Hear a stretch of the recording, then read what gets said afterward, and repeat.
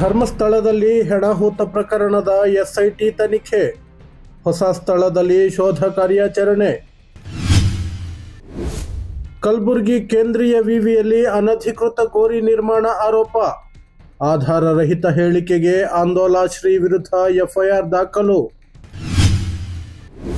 ಹಾಸನದಲ್ಲಿ ಬುದ್ಧಿಮಾಂದ್ಯ ಯುವತಿಯ ಸಾಮೂಹಿಕ ಅತ್ಯಾಚಾರ, 3 ಬಂಧನ. ಆಪರೇಷನ್ ಸಿಂಧೂರ್ ಕಾರ್ಯಾಚರಣೆಯ ವೇಳೆ ಪಾಕಿಸ್ತಾನದ 6 ಯುದ್ಧ ವಿಮಾನಗಳನ್ನು ಭಾರತ ಹೊಡೆದು ಉರುಳಿಸಿದೆ. ವಾಯುಪಡೆ ಮುಖ್ಯಸ್ಥ ಅಮರ್ಪ್ರೀತ್ ಸಿಂಗ್. ಗಾಜಾ ನಗರ ಸ್ವಾಧೀನಕ್ಕೆ ಇಸ್ರೇಲ್ ಪ್ರಧಾನಿ ನೆತನ್ಯಾಹು ಯೋಜನೆ, ಇಸ್ರೇಲ್ ಭದ್ರತಾ ಸಂಪುಟದ ಅನುಮೋದನೆ.